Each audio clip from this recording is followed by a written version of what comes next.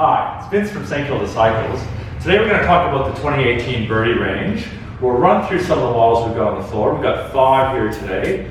I'll explain the differences and we'll demonstrate a fold. So the Birdy 9-speed is the entry-level model. As you can see, it comes in 2 colors. There's a cyan blue and a charcoal.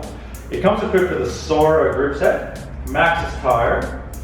There's a square taper bottom bracket and a mechanical disc brake.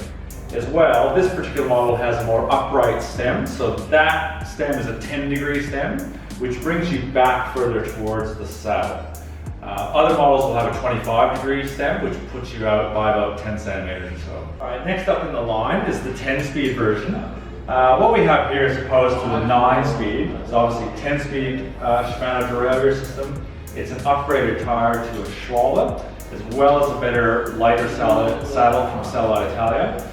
Like I mentioned before, this has the 25-degree stem, which is a further reach from the saddle to the handlebar. As well, it's an upgraded mechanical disc brake, and then of course there's an external bottom bracket, which provides a bigger, wider, stable platform for the crank to rest on. Again, available in 2 colors. These look quite similar. That's a graphite, and there's also a high polished silver as well.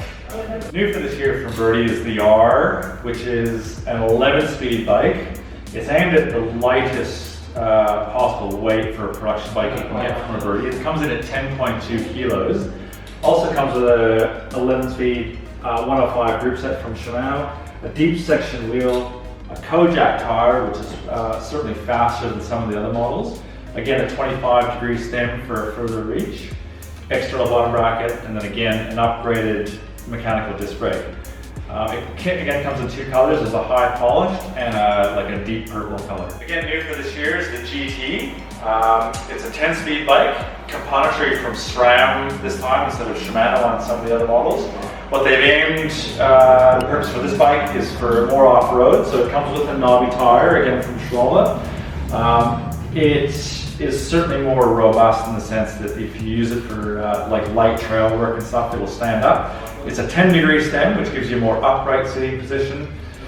Again, stronger components like an external bottom bracket, and there's also a combination mechanical and hydraulic brake system for better braking in off-road conditions. If it's muddy or wet, it'll certainly pull up quicker. So back for this year is a long-standing model, which is the Birdy Tour, which compromises a 3x8 drive system. So it's an internal 3-speed hub combined with an 8-speed derailleur system.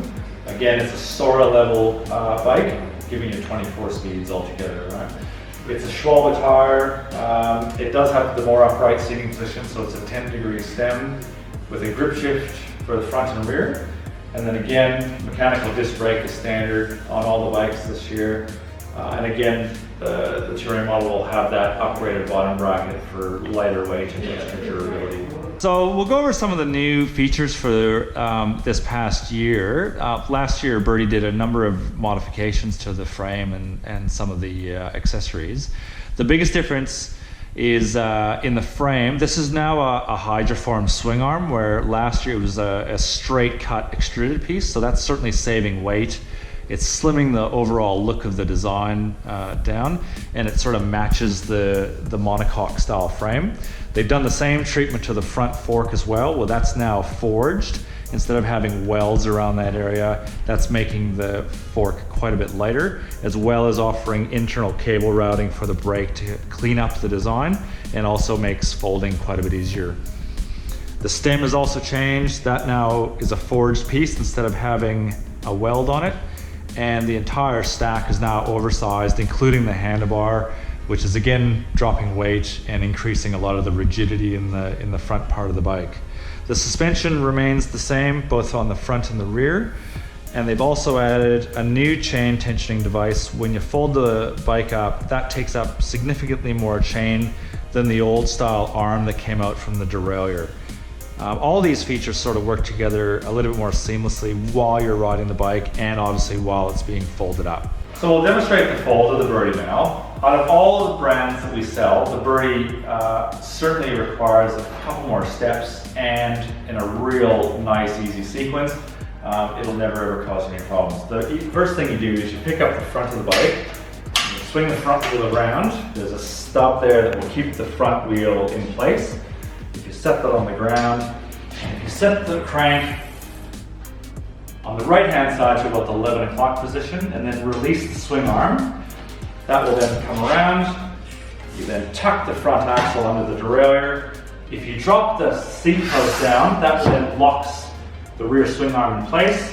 And then last but not least is to drop the handlebar, and then offering quite a compact fold. So now to unfold, it's essentially the opposite of the folding procedure where you bring the handlebar up first, set that in place. By bringing the seat post up, it releases the swing arm. You just turn the rear wheel out, push the front wheel down, bring it around till it clicks in place and the bike's ready to ride. Now that we've demonstrated the fold and the unfold, we'll take it for a quick spin around the parking lot and I'll just explain a couple of the riding benefits. So the front and rear suspension soak up small cracks in the road.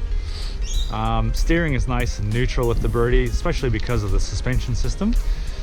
Lots of grip from a wide tire, and overall a nice comfortable bike. Hey everybody, thanks for watching the Birdy intro. If you've got any questions, leave a comment, like and subscribe our videos, and stay tuned for more in the future.